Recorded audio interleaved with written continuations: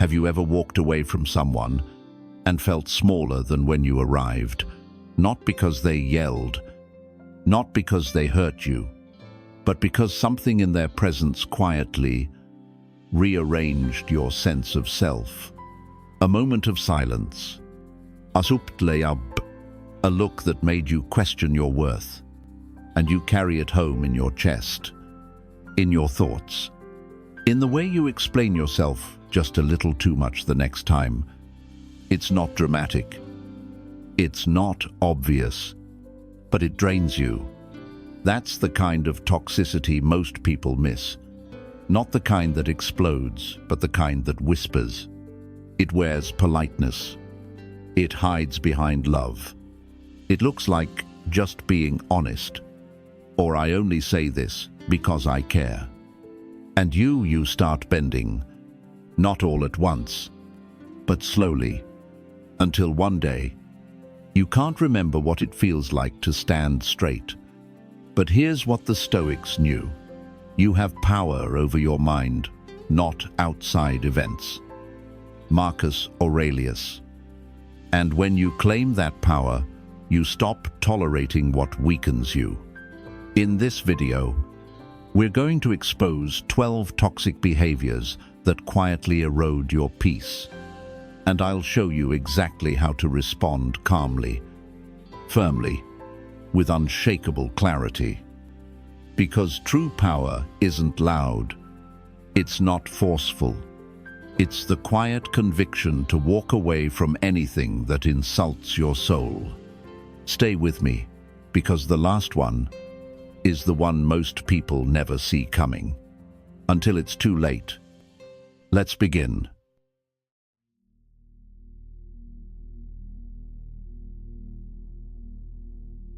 You won't always know it's happening, because emotional manipulation rarely arrives like thunder. It comes as comfort. It sounds like care. It looks like love. It whispers when you're most vulnerable. If you really loved me, you'd do this. I just need you. No one else gets me like you do. You're the only one I can count on. And you, longing to be needed. Listen. At first, it feels beautiful. You feel chosen, special, essential.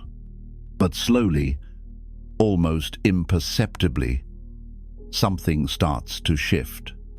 You cancel your plans without being asked. You avoid conversations that might upset them. You stop sharing your dreams, not because they said no, but because their silence makes your passion feel inconvenient. That's how manipulation works. Not by force, but by erosion. One compromise at a time. You're not pushed. You're guided. Into guilt. Into surrender. Into silence. You start walking on emotional eggshells, trying to stay on the good side of someone whose love feels increasingly conditional. A friend of mine lived this. She was brilliant, independent, driven. But the man she loved had mastered subtlety. If she didn't reply fast enough, it'd go quiet for hours. If she made time for her goals, he'd respond, "Wow, I guess I don't matter," like I thought. He never yelled. He never insulted. He simply withdrew approval until she bent to earn it back. And she did. Again and again. Until one day, I asked her, "Do you even recognize yourself anymore?" She looked at me and said, "I thought I was being loving, but I was being managed." That sentence hit me like a hammer. Because that's the trap. Manipulation doesn't feel abusive. It feels like sacrifice. It feels like keeping the peace until it doesn't. So what would a Stoic do? The Stoics knew your mind is your kingdom, and nothing enters without your permission. If you are distressed by anything external, Marcus Aurelius wrote, "The pain is not due to the thing itself, but to your estimate of it." and this you have the power to revoke at any moment. Translation: it's not what they say, it's what you make it mean. If you believe that love must be earned through self-abandonment, you'll keep giving and giving until there's nothing left to give. But if you believe that love honors boundaries, not breaks them, you'll stop mistaking guilt for devotion. So, how do you reclaim your power? First, pause before you respond. Not every emotional pull deserves your energy. Ask yourself, is this love, or is it control, wrapped in care? Second, detach your worth from their moods. If love disappears every time you say no, it was never love. It was leverage. Third, protect your peace without apology. Your boundaries don't need to be explained. They need to be respected. And here's the part: manipulators won't admit when you become immune to guilt. They lose control. Let them. You are not here to be twisted into someone else's comfort zone. You are here to stand clear, grounded, and unshaken. Not cold, just calm. Not distant, just defined. Because love isn't supposed to feel like walking a tightrope. It's supposed to feel like freedom. So if someone truly loves you, they won't try to reshape your soul to fit their needs. They'll honor your boundaries as sacred ground. And if they don't, that's your cue. You walk away, not in bitterness, but in clarity. That's Stoic strength. That's emotional clarity. That's the first layer of your mental armor. Now, let's talk about the next tactic. One even quieter than guilt. One that doesn't speak but wounds just the same. Let's talk about silence. The kind that isn't peaceful, but punishing.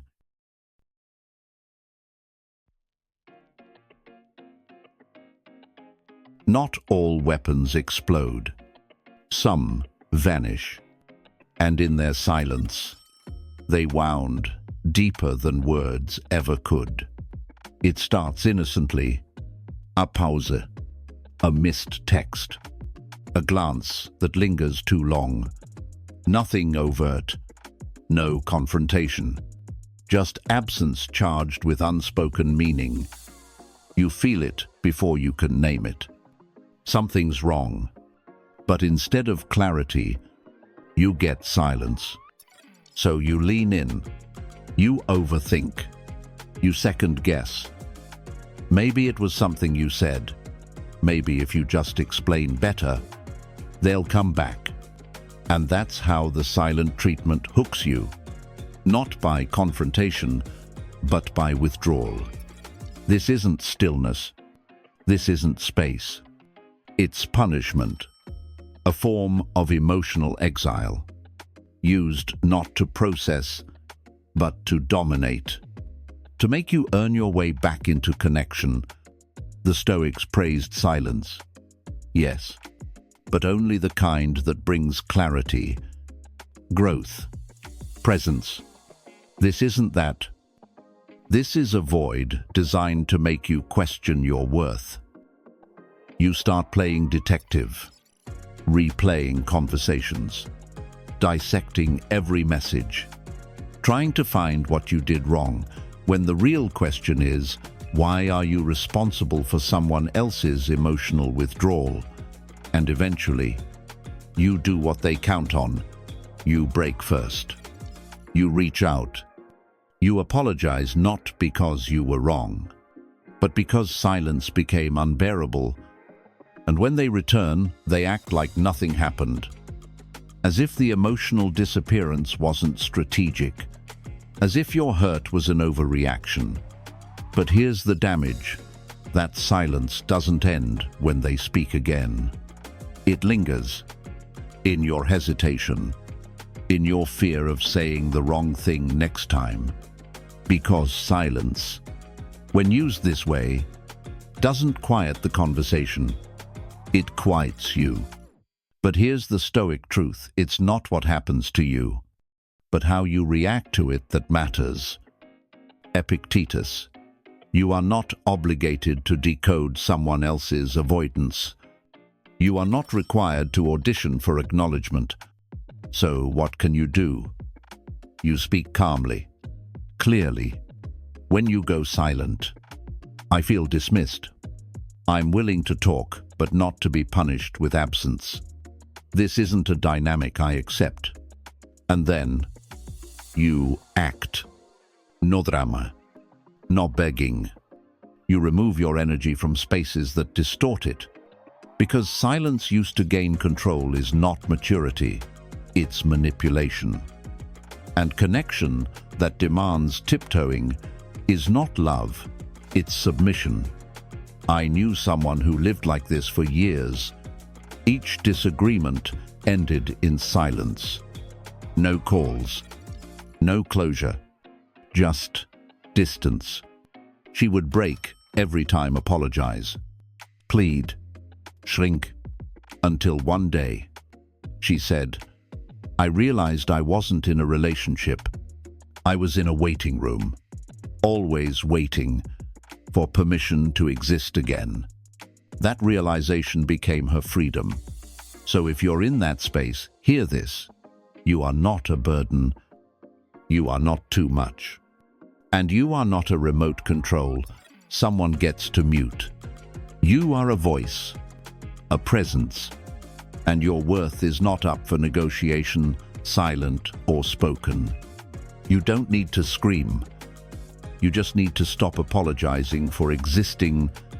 Speak your truth. Even if no one answers, especially if no one answers. Because reclaiming your voice isn't to get them back. It's to get you back. And if someone can only love you when you stay quiet enough to soothe their discomfort, they never loved you. They loved your silence. So leave, not in anger, but in clarity, not as retreat, but as revelation. Now, let's move to the next tactic. It doesn't disappear. It stays, and it stings every time it speaks. Let's talk about constant criticism, the voice that wears a smile, but dulls your soul.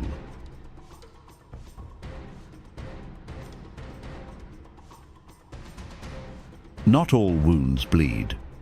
Some don't leave bruises. They just echo quietly inside your self-worth. Constant criticism doesn't always come with shouting. It often slips in wrapped in concern, disguised as guidance, but hollowed out by control. You're so sensitive. I'm just being honest. You always take things the wrong way. Each line, on its own, might seem harmless, but when repeated daily, weekly, endlessly, they start to shape you, not sharpen you. Shape you into someone smaller. You begin to anticipate the jab before it lands. Rehearse every sentence before you speak. Second, guess your ideas, your instincts, your very tone of voice. And over time, you stop needing their criticism because it's become your own. You internalize their disapproval. Their voice takes root inside your head. And that's the worst kind of control, when someone no longer needs to correct you because you're already editing yourself for them. Seneca once wrote, "We suffer more in imagination than in reality."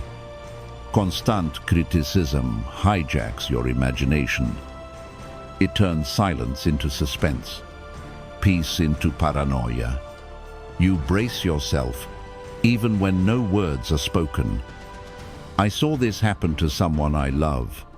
She was full of color, an artist, a dreamer, bold and unfiltered. But the man she loved constantly refined her. He called her work too much, her ambition unrealistic, her energy exhausting. At first, she believed him. She wanted to improve. But eventually, she stopped sharing, then stopped painting, then stopped laughing. Not because she changed, but because she was slowly, silently reshaped. And that's the tragedy of constant criticism. It doesn't inspire growth. It erodes identity. So what would a Stoic do? They would pause. Not absorb. They would filter. They would ask, is this comment designed to build me or bend me? Is it truth in love or control in disguise? Marcus Aurelius said, if someone can show me I'm mistaken, I will gladly change. That's the difference. The Stoics welcomed correction, but rejected corrosion. They honored truth, but refused to be chipped away by cruelty, pretending to be candor. Here's how you take your power back. First, guard your mind. Your mind is not public property. Not every voice deserves access. Ask, would I trust this person to design my future? If not, why let them shape my self-image? Second, reclaim your inner voice. Speak to yourself the way a wise friend would. You made a mistake. But that's human. You're still learning. And that is power. This moment is hard, but it's not your identity. Third, don't react. Don't explain. Not every critique deserves a counter-argument. Try this. Thanks for your input. Then move on. With grace, with clarity, without carrying their burden. Last, feed your soul. Surround yourself with people, books, ideas, routines that restore what the criticism tried to steal. Because growth is possible, but only in safe, fertile ground. Protect your mental garden. Uproot the weeds of doubt. And watch confidence return quietly, steadily like dawn after a long night. Because you are not marble meant to be chipped away. You are a living, breathing soul unfolding, evolving. And no one gets to shape that but you. Let's keep going. Because next, we confront a darker mask, the one that says, I care, while slowly locking you in. Let's talk about control disguised as love.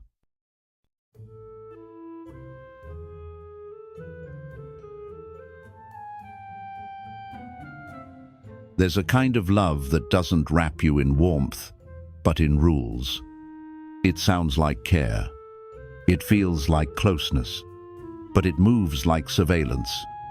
At first, it seems sweet. Text me when you get there. Who are you going with? Let me know when you're home. You think they just worry? That means they care. And sometimes it's true. But over time, the questions get sharper. The tone gets colder. The check-ins start to feel like checkpoints. Why didn't you answer sooner? Why didn't you mention him? Why are you always around her? Why do you need time alone? Suddenly, I care about you starts sounding a lot like I want to control you. This is control disguised as love. And it's one of the most insidious poisons in any relationship, because it doesn't come with chains, it comes with roses. And when you pull away, they don't get angry, they get hurt. Or at least, they pretend to. They say, I just want to feel close to you. I only ask because I love you. You're my whole world. And it feels like guilt. Like you're the problem for needing space. Like freedom is betrayal. But love is not a cage. It doesn't require forfeiting your independence to keep someone else comfortable. True intimacy allows breathing room, It honors boundaries. It doesn't check your phone or isolate you from your friends under the name of protection, because what they call care is often just possession. I knew someone who lived in this. At first, it was small things. He'd ask where she was, who she was with. She thought it was cute, romantic, even. But 6 months in, she had stopped seeing her closest friends. She changed her wardrobe to avoid his concerns. She hesitated before answering any question, not because she had something to hide, but because any answer could trigger suspicion. And here's what made it harder. He never yelled, never hit. He just withheld affection when she wasn't transparent enough. So she adapted, like most of us do, until the life she had outside the relationship no longer existed. She didn't feel safe. She felt owned. And yet, when she tried to leave, he begged, he cried, he said all the right words. But the Stoics didn't care much for words. They watched behavior. They studied patterns. And one truth they lived by was this: no man is free who is not master of himself. Epictetus. So here's the Stoic response. You don't have to sacrifice your independence to receive love. In fact, any love that requires the erosion of your freedom was never love to begin with. Start by redefining what boundaries mean. They're not walls to keep love out. They're doors with locks, so that only those who honor your dignity are allowed to enter. When someone asks to see your phone, when they demand full access to your thoughts, when they resent your friends, your time alone, your joy, pause and ask, is this care or control dressed in concern? Then take steps quiet, steady, powerful to rebuild what's yours. Rekindle your hobbies, reconnect with your circle, reclaim your thoughts. Not to prove anything, but to remind yourself you are a whole person outside of any relationship. If they truly love you, they will celebrate your wholeness, not fear it. They will walk beside your independence, not crush it under the weight of their insecurity. So the next time someone says, I just want to be close to you, look not at their words, but at the space they give you to breathe. Because closeness that suffocates isn't closeness, it's control. And the Stoic path, it doesn't beg for room. It claims it, with quiet conviction, with respectful boundaries, with a presence that says, you are welcome in my life, but not at the cost of my freedom. Let's keep going. Because next we face a different kind of storm, the emotional chaos of unpredictability. Let's talk about the burden of walking on eggshells with someone whose emotions rule the room.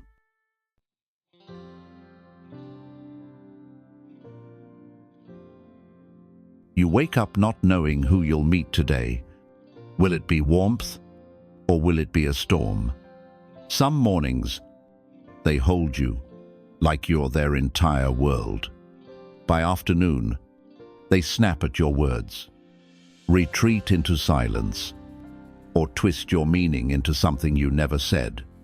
It's not passion, it's unpredictability. And over time, it stops feeling romantic and starts feeling dangerous. Not in the physical sense, but in the erosion of your peace. Because when love becomes emotional roulette, you don't grow, you adapt. You tiptoe around moods. You scan the room before speaking. You rehearse conversations in your head. You stop being a partner and start being a regulator. And that's the trap. You begin blaming yourself. You think if you had said it differently, waited a few minutes longer, been more sensitive, then maybe today wouldn't be so tense. But the truth is, it's not you. Emotional instability, when unaddressed, becomes your environment, and your nervous system lives in a constant state of alert. This is not love. This is emotional outsourcing, where your job becomes managing their storm, just to keep the relationship afloat. But the Stoics had no interest in playing weatherman. They believed in anchoring the self regardless of the conditions outside. Epictetus reminds us, if someone succeeds in provoking you, realize that your mind is complicit in the provocation. That's not about blame. That's about power. It means you don't control their storm, but you do control your doorway.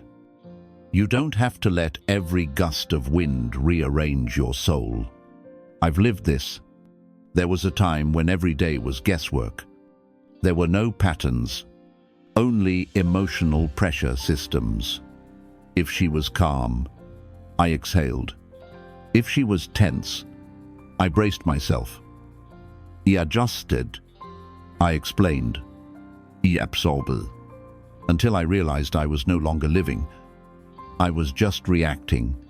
That's when I remembered a line from Marcus Aurelius. You have power over your mind, not outside events. Realize this, and you will find strength. So I stopped apologizing for feelings that weren't mine. Stopped trying to be the antidote to someone else's chaos. And I made a decision, not in anger, but in clarity. I built a sanctuary, not made of walls, but of boundaries. I started saying things like, I care, but I can't carry this alone. I'm here when you're ready to talk, not to be punished. I'll stay if the room is safe for both of us. And if it wasn't, I stepped away.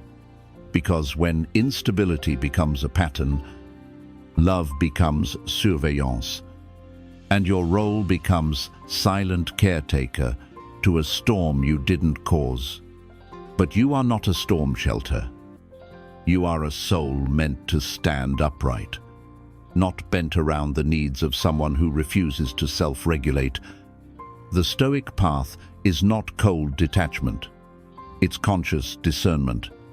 It's saying, I am not your emotional sponge. I can support you, but I will not drown with you. You are responsible for your healing. I'm responsible for my peace.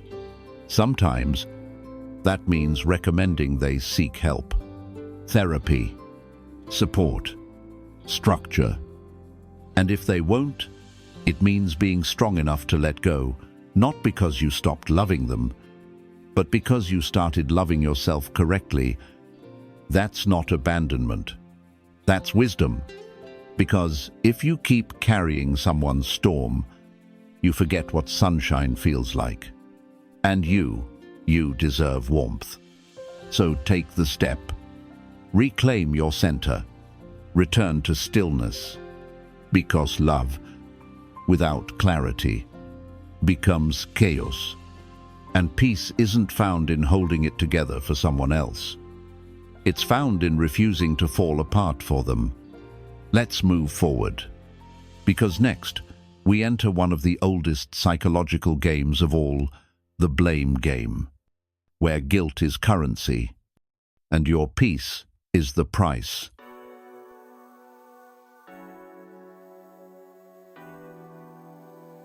There's a kind of weight you can't see, but you feel it. It presses on your chest when you wake up. It whispers through every hesitation.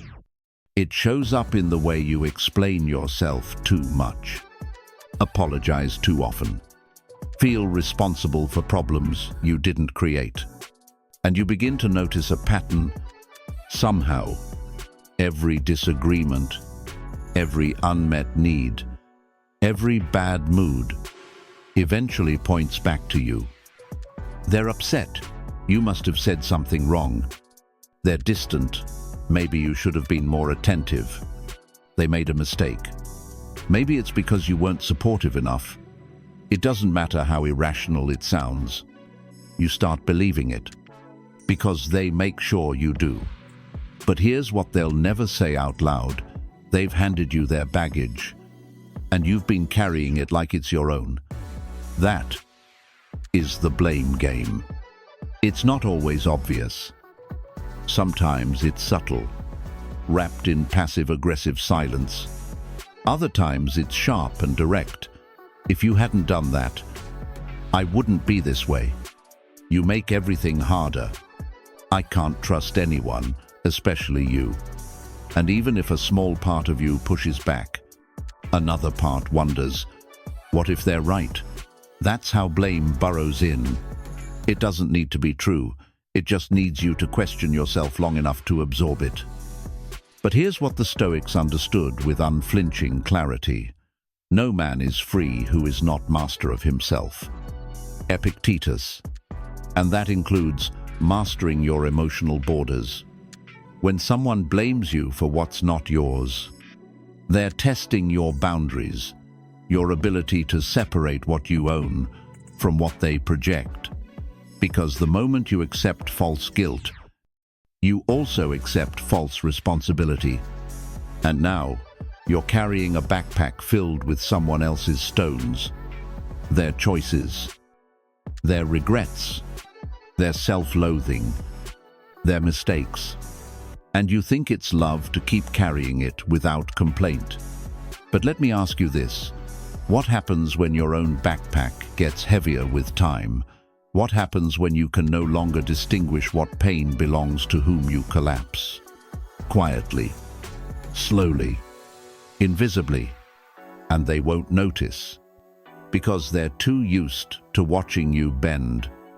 I once knew someone who lived this dynamic for years. A man who always said yes, always took the hit, always tried to keep things calm. Every financial issue, every emotional outburst, every failed dream in the relationship somehow circled back to him. Not because he was the problem, but because she needed someone to blame to avoid looking in the mirror. And he gave her that permission. Until one day, I asked him a question. Whose stones are in your bag? He was quiet. Then he cried, not because of the pain, but because he finally realized he had never asked himself that before. That question changed everything. He began checking every thought, every weight on his shoulders, every story he told himself when she was upset.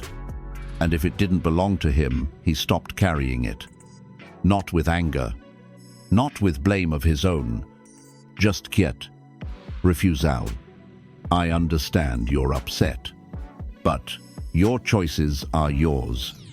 I'm willing to talk, but I won't take responsibility for your reactions. You're hurt, but I won't wear the guilt that doesn't fit me. At first, she got louder. Blame always does when it loses power. But over time, he stopped collapsing and started standing. And when he stood, she saw her reflection. Some relationships end there. Some heal. But either way, the truth returns. Here's what you need to remember. Blame is not proof. And guilt is not evidence. Just because someone says it's your fault doesn't mean it is. And even if you did contribute to something, that doesn't mean you're responsible for all of it. Own your part, but return what isn't yours.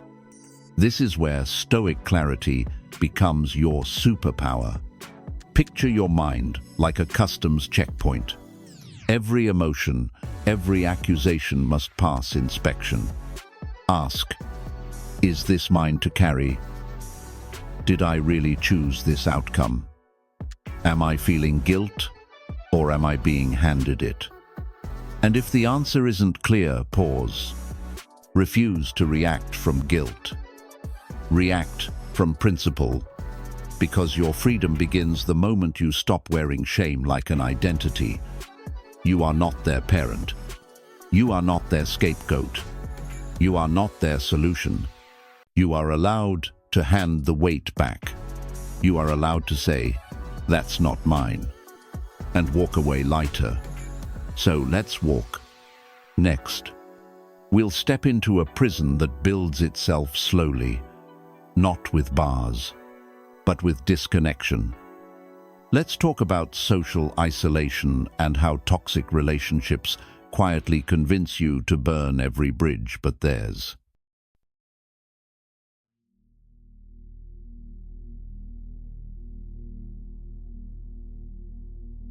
You don't wake up and find yourself alone. It's slower than that. Quieter. It begins with a suggestion.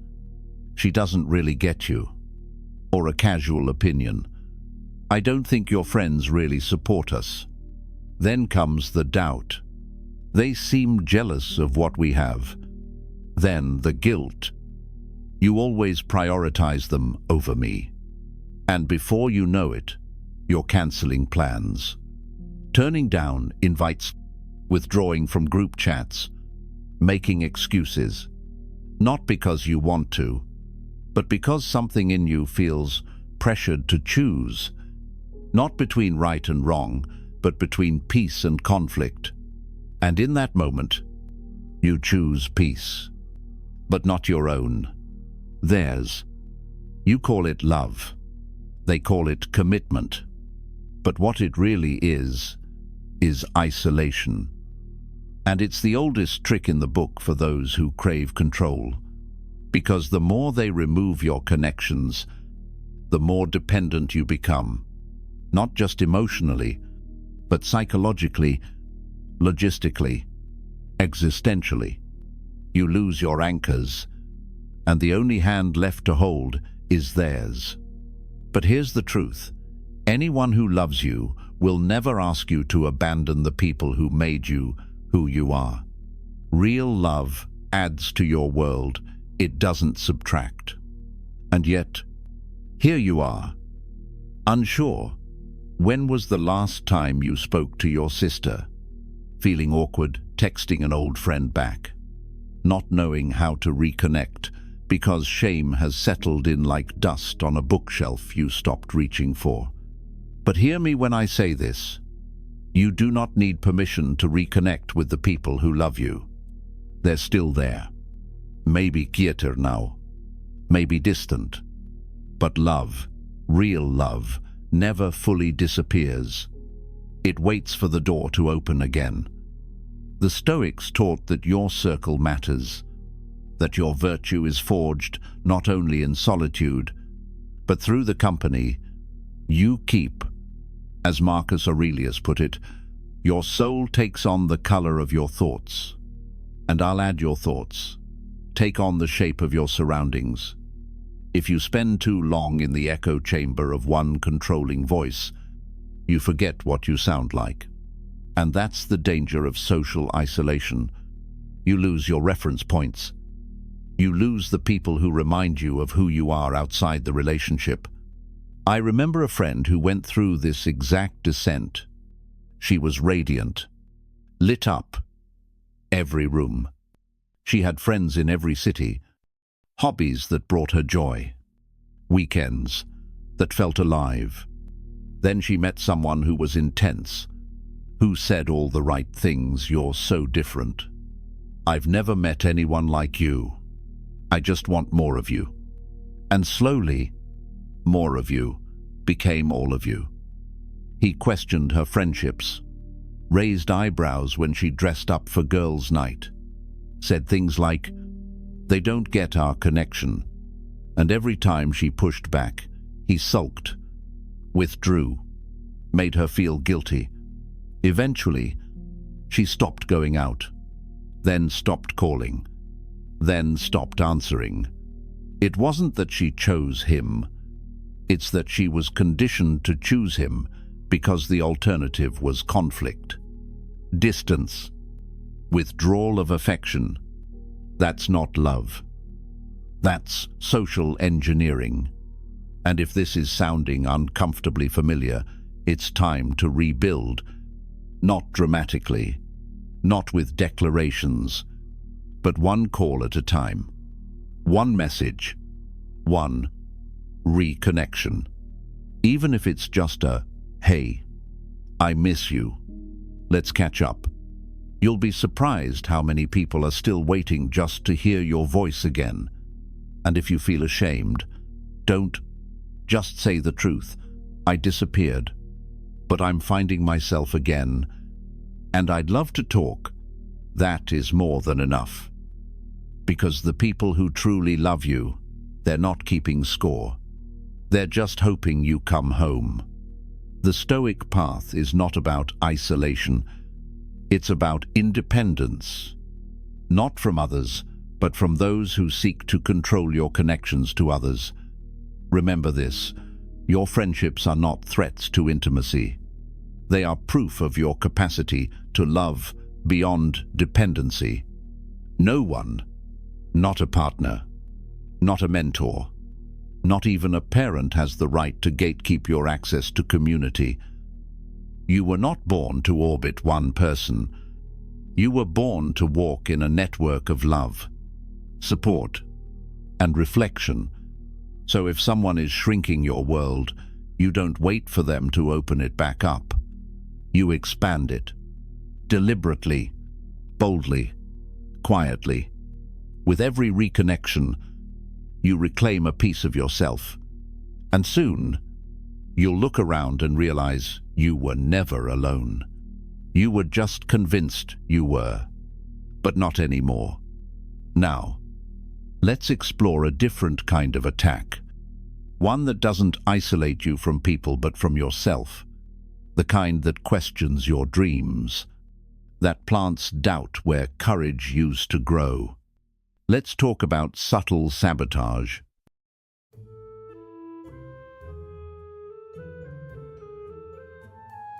It sounds like a joke. That's cute. You're doing that now. Good luck. Most people fail at that anyway. Are you sure you're ready for something that big? The tone is playful. The words wear a smile. But your gut tightens. You laugh it off. Because to push back would feel dramatic. Petty. Overly sensitive. But later that night, you find yourself questioning the thing you once felt confident about. Was it really a good idea? Maybe they're right. Maybe you were reaching too far. And just like that, what was once a spark is now covered in doubt. That is subtle sabotage. Not outright discouragement. Not direct criticism. But those soft jabs that slowly chip away at your self-belief. The Stoics warned against corrupted voices in close quarters, not because of their volume, but because of their frequency. Words, repeated enough, don't need to be true. They just need to echo long enough for you to hear them as your own. And when someone repeatedly downplays your goals, mocks your ambitions, or plants friendly concern in the soil of your dreams, it's not feedback. It's erosion. You start shrinking your plans, diluting your vision, telling people less, so there's less to ridicule. Eventually, you stop sharing at all. I once knew a man who wanted to start a small brand. Nothing grand, just a product he believed in. Something he'd built for years. He shared the idea with his partner. She smiled and said, "Well, don't get your hopes up too high." And that was it.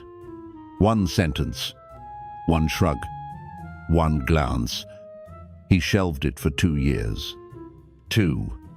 Not because the business didn't work, but because one comment from someone he trusted felt heavier than 100 doubts from strangers.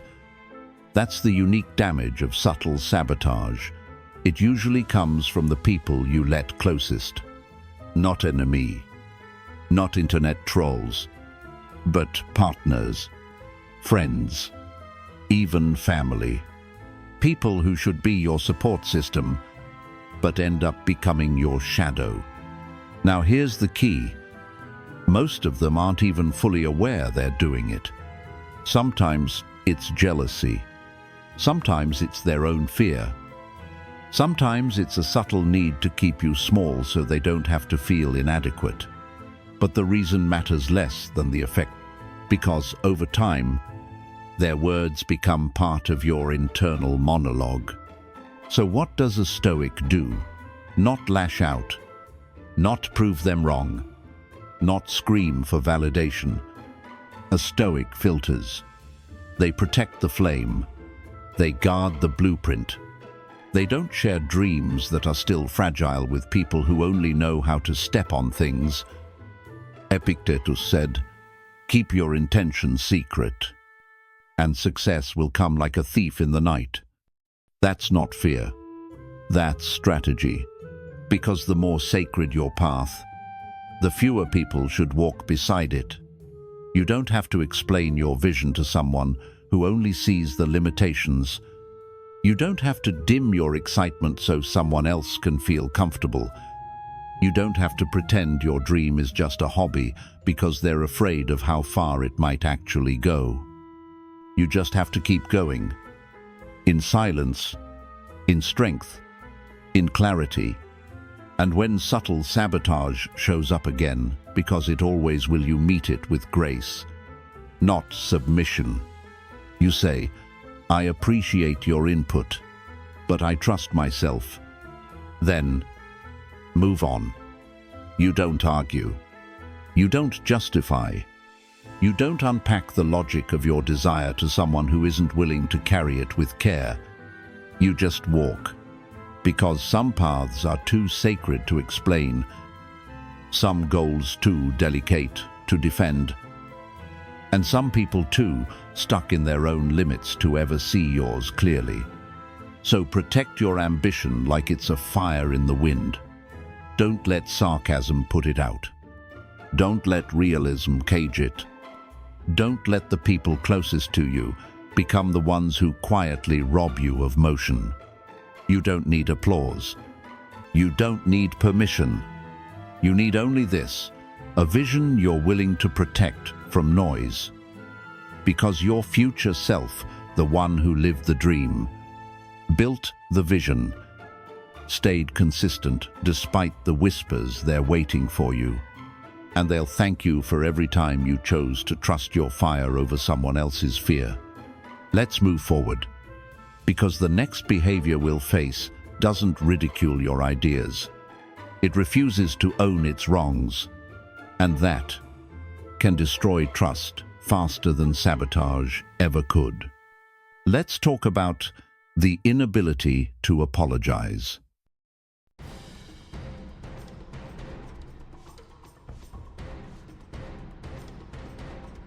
Some people would rather lose you than utter two simple words, "I'm sorry." Not because they don't feel regret, not because they don't know they hurt you, but because saying it out loud would mean confronting something they fear more than losing you, their own reflection. And so, they rewrite the script. They blame the timing. They blame the pressure. They blame you. You're overreacting. That's not what I meant. You always find something wrong. And just like that, your pain becomes the problem. Your hurt becomes the offense. And they stay clean. It's a quiet kind of cruelty. One that doesn't scream. One that doesn't bruise. But one that cuts deep. Because apology isn't just a word. It's recognition. And when someone refuses to recognize your pain, they make you question whether it was ever valid in the first place. You start wondering, maybe I am too sensitive. Maybe I did expect too much. Maybe I should just let it go. But that's how wounds become scars. Not from what happened, but from how it was denied afterward. The Stoics were not obsessed with being right. They were obsessed with being clear. They understood that pride without principle is rot dressed as strength. Marcus Aurelius said, "If anyone can refute me, show me I'm making a mistake or looking at things from the wrong perspective, I'll gladly change. It's the truth I'm after." You see, a Stoic isn't afraid to apologize. Because to apologize is not weakness, it's alignment with truth. But what if the apology never comes? What if the person who hurt you never admits it, never owns it, never even acknowledges your experience? Then you face a crossroads, hold the wound or release it without permission. And that's where forgiveness, real forgiveness, enters. Not the shallow kind that pretends nothing happened. Not the kind you weaponize later. But the kind that says, "I see your inability, and I will not let it define my peace. I deserved an apology, but I no longer require it to heal. I let go, not because you asked, but because I choose to be free." Because here's the harsh truth.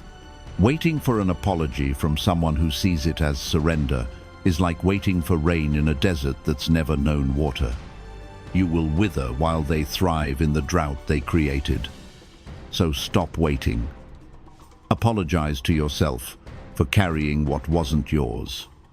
Forgive yourself for staying silent longer than you should have. And let go not because they made it right, but because you no longer need them to. And when you're the one who makes the mistake, apologize. Promptly, clearly, without spin, without defense, without the subtle but I. Own it all. Because the words "I'm sorry," when said with humility, have more power to heal than any explanation ever could. A few years ago, I broke something irreplaceable. Not a physical object, a bond. I said something careless to someone I deeply loved. Not in anger, not in malice, just unaware. And when they pulled away, I felt that distance like a blade. My instinct, defend myself, explain what I meant, justify why they shouldn't be hurt. But the Stoic voice in me whispered, "You don't get to define the damage, only the truth." So, I didn't defend. I didn't minimize. I simply said, "I see now how I hurt you. I take full responsibility. There's no excuse, and I'm sorry." That was it. No grand speech, no poetic logic, just ownership. And what happened next wasn't dramatic. They nodded. They said thank you. And slowly, the space between us began to close again. Not because the words fixed everything, but because they signaled the presence of honor.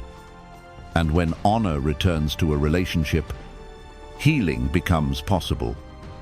So whether you're the one waiting for an apology or the one needing to give it, ask yourself this: is my ego more important than the truth? Is my comfort more sacred than their experience? If the answer is no, then do the hard thing. Apologize, or let go. Because your peace is worth more than 2 words left unsaid. And your dignity is worth more than waiting for someone to finally act like an adult. Let's keep going. Because what we'll face next is perhaps one of the most invisible prisons of all. A race with no finish line. A game where you're always behind. A subtle poison with a smile. Let's talk about constant comparison.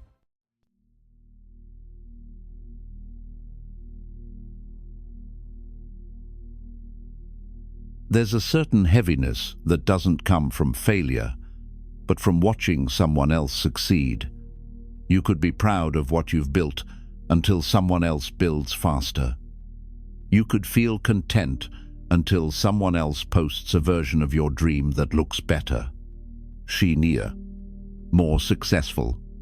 And suddenly, everything you've done feels small, delayed, not enough. That's the poison of comparison. It turns gratitude into shame, progress into pressure, joy into self-doubt. The dangerous part, it doesn't even need to be spoken. No one has to say, "Why aren't you more like them?" Your own mind says it first. You scroll, you watch, you overhear. And without realizing it, you begin measuring your life by someone else's pace. They bought a house. She got married. He has a 6-figure business. They just had their 3rd child. And you're breathing, trying, existing. But it doesn't feel like enough. And that right there is the trap. You've been placed in a race you never agreed to run. And worse, you don't even know where the finish line is.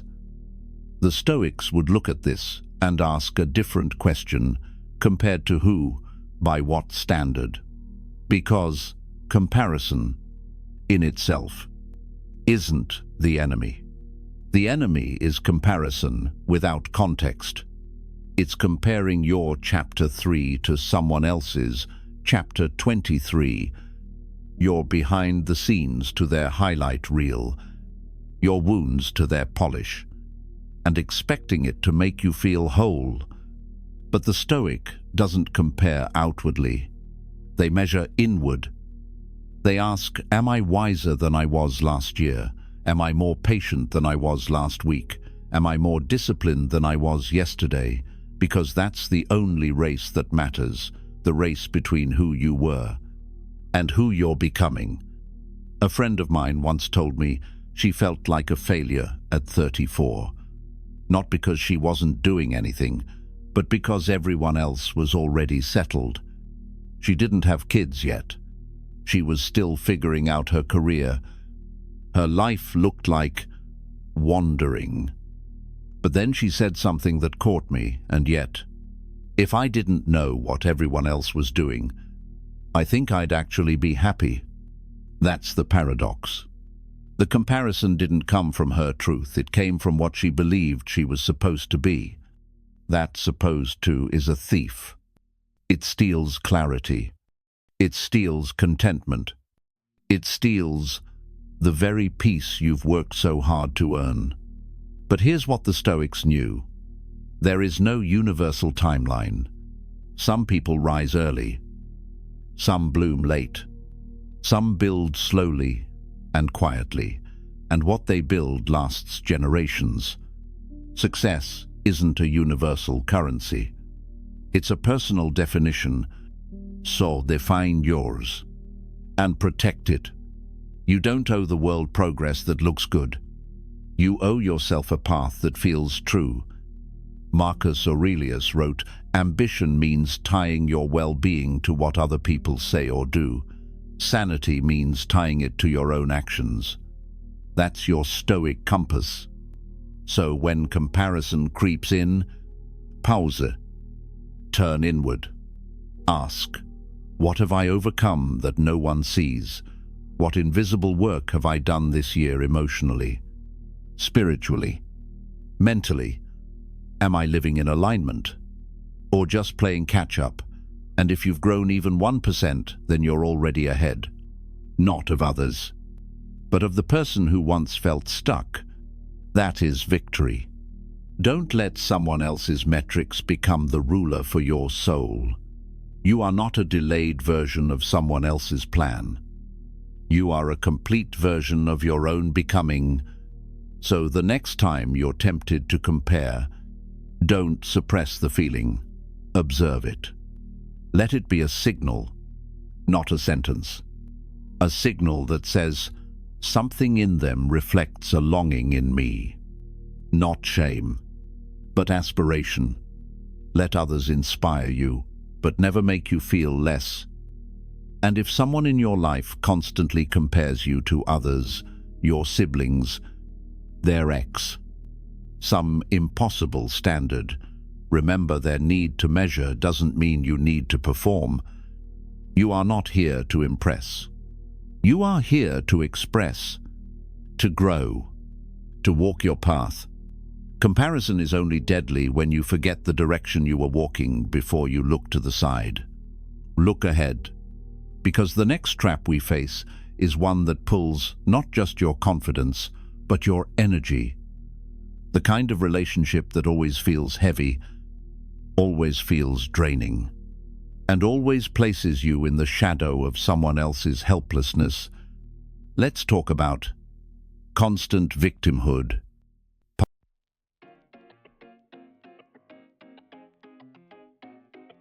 Some people don't just carry pain, they wear it like armor. Every conversation circles back to what was done to them. Every challenge becomes someone else's fault. Every attempt at growth is met with reasons why that won't work for me. And if you stay close long enough, you'll feel it, the gravitational pull of someone who's mastered the art of never taking ownership. They're not just hurt. They've built an identity around it. They are the victim. And that role, it comes with power. It draws sympathy. It bypasses accountability. It earns the spotlight without ever requiring change. But here's what makes it toxic victimhood. When chronic becomes contagious, you start offering more and more of yourself just to lift them out of their spiral. You listen endlessly. You problem solve for hours. You try to give them perspective, only to be met with more, "Yeah, but," replies. You tell yourself it's compassion, that maybe they just need one more chance, one more lifeline, one more reminder that they can move forward. But nothing sticks, because moving forward would require them to drop the only thing that gives them identity, the pain. And soon, you become something else. Not their friend, not their partner, but something worse, their emotional charger, the person they plug into whenever they need to unload, but never to evolve. And over time, it drains you. Not because you don't care, but because caring turns into carrying. You start feeling heavy, resentful, quietly angry that they won't try. But here's the thing, a Stoic doesn't confuse support with self-sacrifice. They know when to sit with someone's pain and when to hand it back. Because healing doesn't come from being coddled. It comes from being challenged with compassion. Epictetus once said, "It is not things that disturb us, but our interpretation of them." And for the person locked in victimhood, their interpretation is fixed. Life happens to me, not through me, not because of me, just to me. So how do you respond?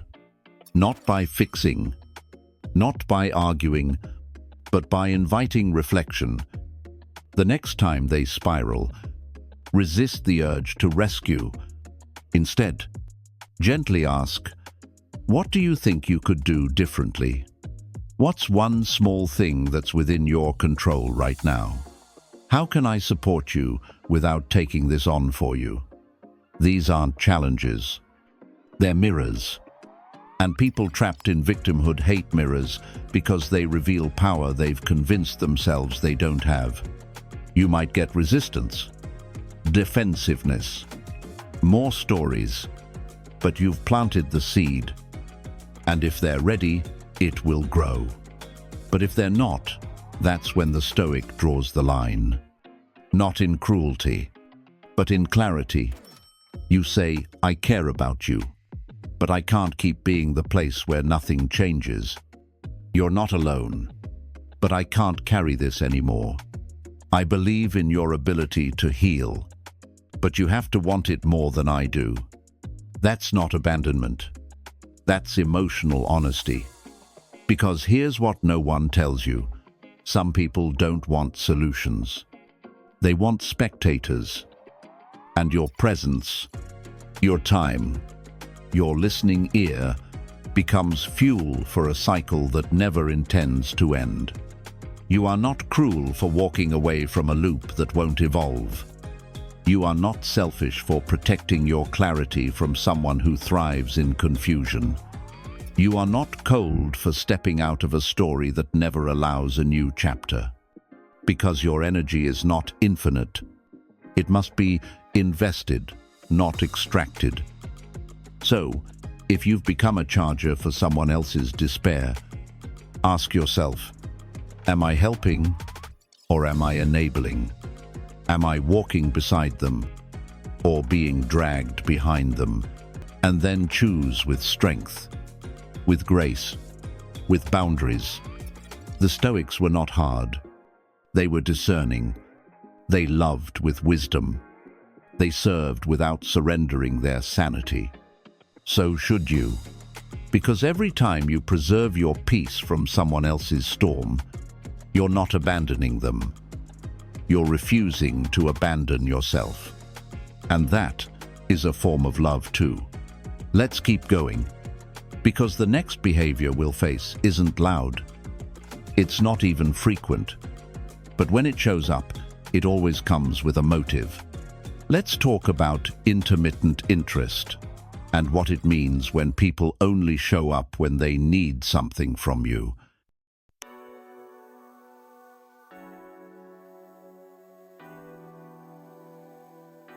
You haven't heard from them in months, and then suddenly your phone lights up. It's them. That person who used to be so warm, so attentive, so interested.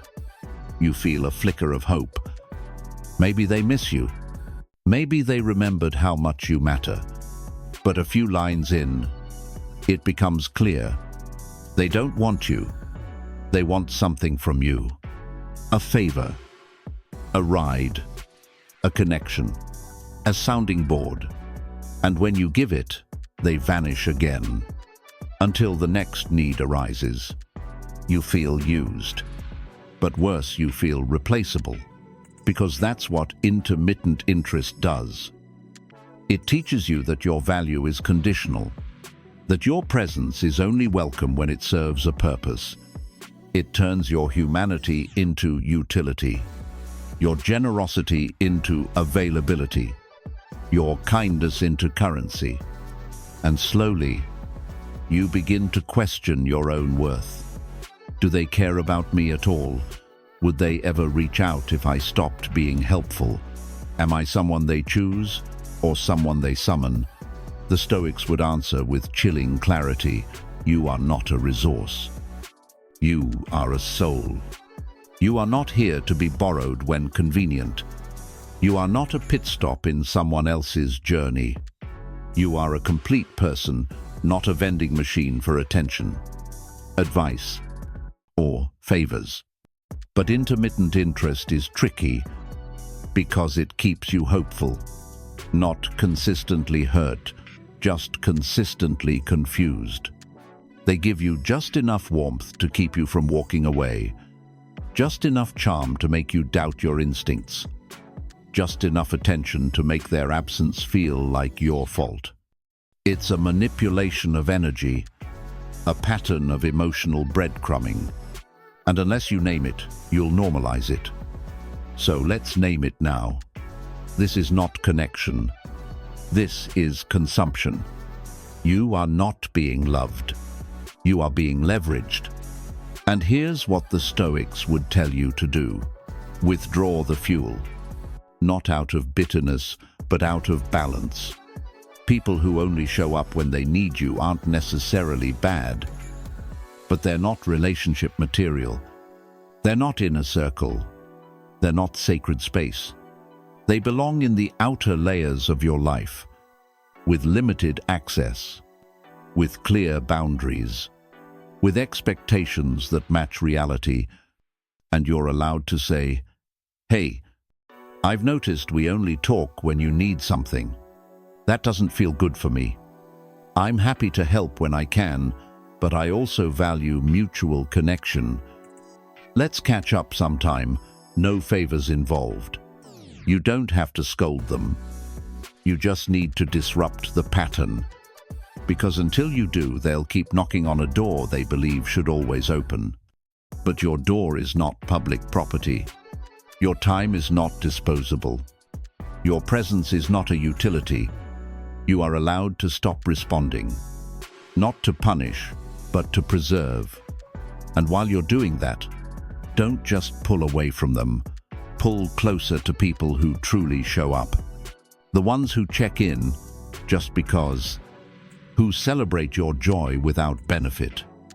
Who remember your birthday without a reminder.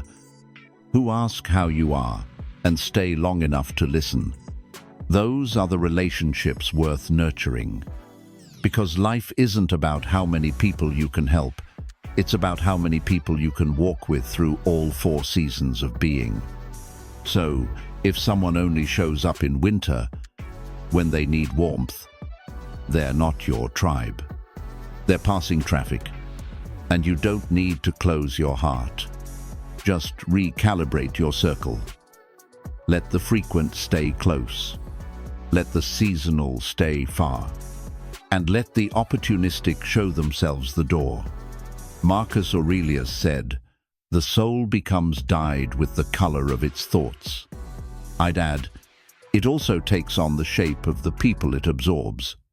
Choose those who sharpen your virtue, who water your strength, who honor your presence when they need nothing from it. That's the Stoic way, and it's the only kind of relationship worth carrying forward. Let's bring it all together, because now you've seen all 12, not as random behaviors, but as patterns, as weapons, as warning signs, and most importantly, as invitations to reclaim your power, to rebuild your peace, to remember who you were before you started bending to survive someone else's shape. So now the question is no longer, do I recognize the toxicity? The real question is, what am I going to do with this awareness? And for that, you already have the answer. It's in your stillness. It's in your boundaries. It's in your breath. And it's waiting to become action. If you've made it here, you're not just watching a video. You're waking up. 12 toxic patterns, each subtle, each silent, designed to make you doubt yourself. And for too long, maybe you did. But now you see. And once you see, you can't unsee. Because real power isn't loud. It doesn't scream. It whispers. No more. No more shrinking to fit. No more bending to please. No more confusing guilt with love. The Stoics taught us, you have power over your mind, not outside events. Realize this, and you will find strength. So, breathe. Ask yourself, which of these have I tolerated? What will I never allow again? Then write it. Comment, I can do it. Let that be your first boundary, spoken out loud. And if this video spoke to you, hit subscribe, not for views, but to signal you're choosing peace over chaos. Share it with someone who's been questioning themselves, someone who forgot how to trust their gut. This might be the mirror they've been waiting for.